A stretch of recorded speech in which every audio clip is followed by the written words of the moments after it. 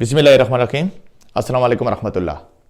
एक बार फिर हाजिर हूँ केमिस्ट्री 1+ की तरफ से आप लोगों की खिदमत में वही पुराने सेशन के साथ जिसको मैंने नाम दिया है 5 things they stabilise the compound. वो 5 फैक्टर्स या वो 5 थिंग्स कौन से हैं जो किसी कंपाउंड को स्टेबिलिटी देते हैं, जो किसी कंपाउंड को स्टेबलाइज करते हैं। तो वही पुराना मेरा सेशन है, लेकिन वो 5 फैक्टर कौन से होते हैं यहाँ पे इसी साइड पे मैं लिख चुका हूँ कि सबसे पहला जो है that is aromaticity, third one is the mesomerism, second one is the mesomerism, third resonance, fourth one is the hyperconjugation and the last one thing that is the inductive effect. लेकिन dears, जिस तरह के यहाँ पे मैंने tick mark भी दिया है कि एरोमेटिसिटी के बारे में मैंने सारे डिटेल पे वीडियो मैंने बना के दिए हैं, इस तरह मेसोमेरिज्म के बारे में भी मैंने वीडियो बना के दिए हैं। लेकिन आज जो थर्ड पोर्शन है, पार्ट 3 है, वो मेसोमेरिज्म का है। तो आज मेसोमेरिज्म के बारे में मैं आप लोगों को बताने जा रहा हूं। मेसोमेरिज्म के बारे में मैं आप लोगों को सारे डिटेल बताऊंगा कि मेसोमेरिज्म क्या होते हैं, एरोमेटिसिटी या रेजोनेंस, मेसोमेरिज्म, इनके दरमियान फर्क क्या है, मेसोमेरिज्म हम कहां पे इस्तेमाल करते हैं, सबसे ज्यादा असर मेसोमेरिज्म का होता है या एरोमेटिसिटी का होता है या रेजोनेंस का होता है, किसका होता है। इन सारे चीज, ये जो सारे चीजें हैं यहां पे इसी वीडियो में मैं आप लोगों को बना के दूंगा। लेकिन डियर ये भी नोट कर ले कि ये जो मेरा है ये पार्ट 3 है। पार्ट 3 में पहला यहां पे आज जो मैं दे रहा हूं वो मेसोमेरिज्म की डिफिनेशन, मेसोमेरिज्म के बारे में थोड़ा सा मैं डिटेल दूंगा। फिर इसके बाद एक एक उसकी जो एप्लीकेशन होगी वो मैं दूंगा। फिर आखिर में जो एक वीडियो होगी मेसोमेरिज्म का, यानी इसी पार्ट 3 में जो आखिरी वीडियो होगी वो, उसमें मैं आप लोगों को ये बताऊंगा कि रेजोनेंस, मेसोमेरिज्म और एरोमेटिसिटी में फर्क क्या है। तो चलो डियर, यहां पे मैं डायरेक्टली आता हूं कि व्हाट इज मेसोमेरिज्म, मेसोमेरिज्म किसे कहते हैं। लेकिन अगर यहां पे मैं थोड़ा सा आप लोगों को डिफिनेशन दे दो कि मेसोमेरिज्म जो होता है ये एक खास किस्म का क्या होता है, स्पेशल टाइप ऑफ रेजोनेंस होता है। यानी ये भी रेजोनेंस है लेकिन एक खास किस्म का रेजोनेंस है।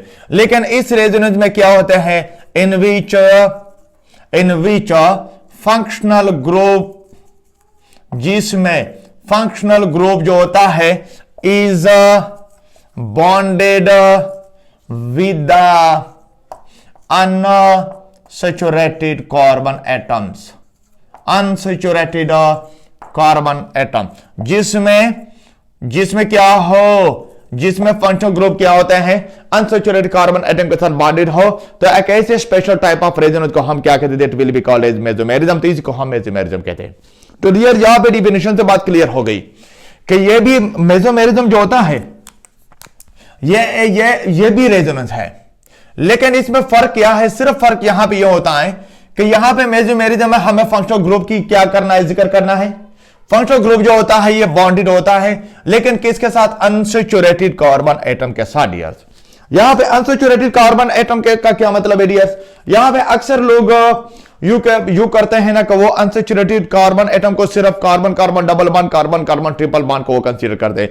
लेकिन डियर नोट कर ले कि ठीक है, यहां पे जो अनसैचुरेटेड कार्बन होते हैं ये कार्बन कार्बन डबल बॉन्ड को भी कहते हैं, ये कार्बन कार्बन ट्रिपल बॉन्ड भी अनसैचुरेटेड होता है। लेकिन ये नोट कर ले, अभी से आप नोट कर ले कि carbon carbon unsaturated carbon atom से मेरा मुराद ये भी है कि if there is a positive charge over the carbon atom, अगर किसी कार्बन एटम के ऊपर पॉजिटिव चार्ज मौजूद है तो वो भी अनसैचुरेटेड कार्बन एटम होगा।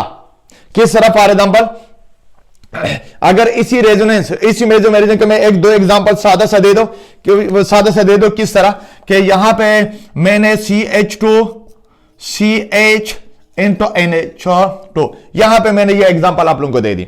अगर हम यहां पे देख लें तो यहां पे there is a carbon carbon double bond, carbon carbon double bond की वजह से हम कहते हैं कि यहां पे NH2 जो होता है that is the functional group, ये हम मेरे पास फंक्शनल ग्रुप है। और इसी फंक्शनल ग्रुप के साथ क्या है, there is a one lone pair electron, एक लोन पेयर इलेक्ट्रॉन है। यही lone pair electron with the double bond क्या है, इज इन रेजोनेंस, रेजोनेंस में होता है। So that type of resonance is called as mesomerism। तो इसी को डियर हम क्या कहते हैं, मेसोमेरिज्म कहते हैं, इसी को मेसोमेरिज्म डियर कहते हैं।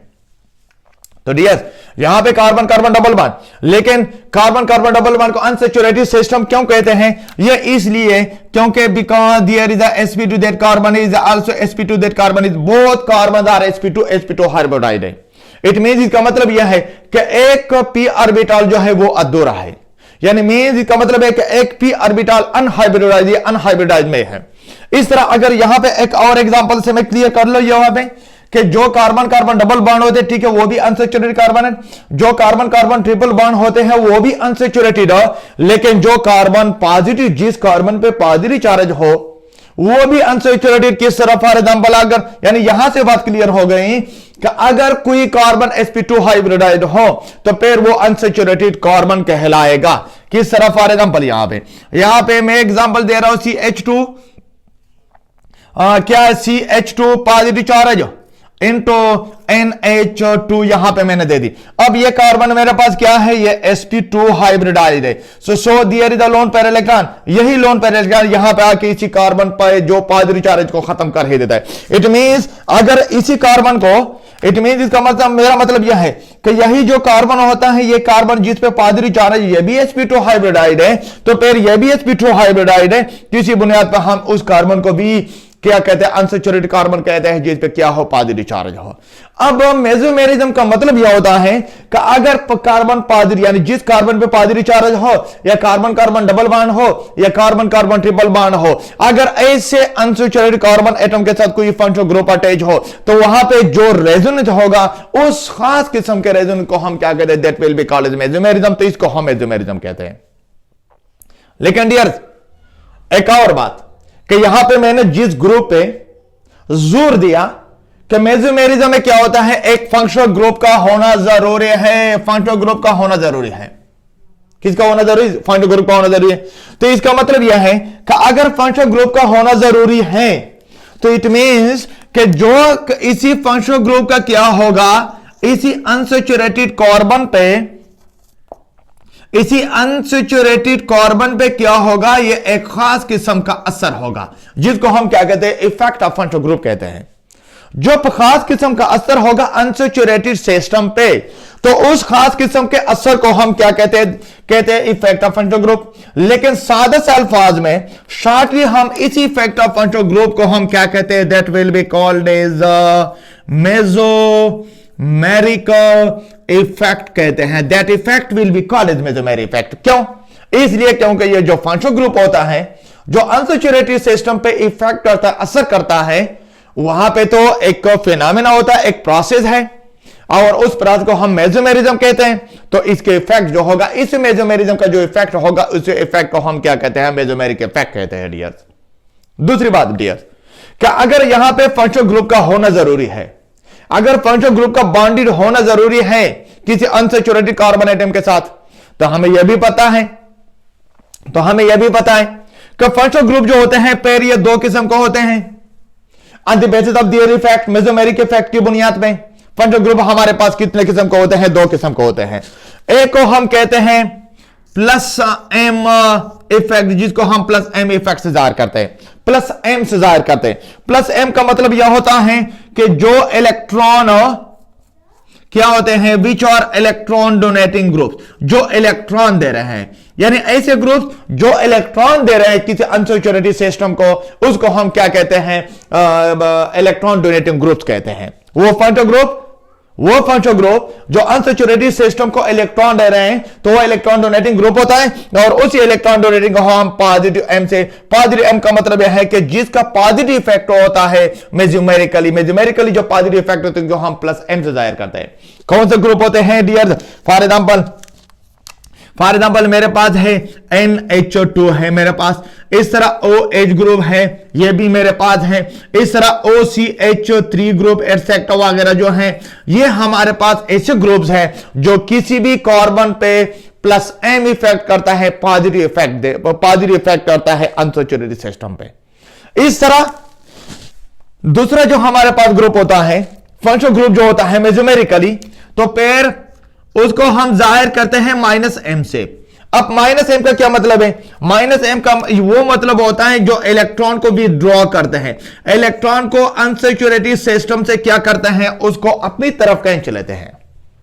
तो इसको हम नेगेटिव इफेक्ट कहते हैं, नेगेटिव मेसोमेरिक इफेक्ट। इसलिए हम -m से जार कहते हैं। -m का मतलब है कि नेगेटिवली मेसोमेरिक इफेक्ट, जो कि किसी भी मॉलिक्यूल पे नेगेटिव इफेक्ट करता है। अब पॉजिटिव इफेक्ट का क्या मतलब है, नेगेटिव इफेक्ट का क्या मतलब, इस पे भी मैं डिटेल दे रहा हूं कि जो पॉजिटिव इफेक्ट होगा किसी अनसैचुरेटेड सिस्टम पे, किसी मॉलिक्यूल पे, वो असर क्या होगा, जो नेगेटिव इफेक्ट होगा वो क्या होगा, वो थोड़ी देर में उसके बारे में भी मैं आप लोगों को डिटेल दे रहा हूं।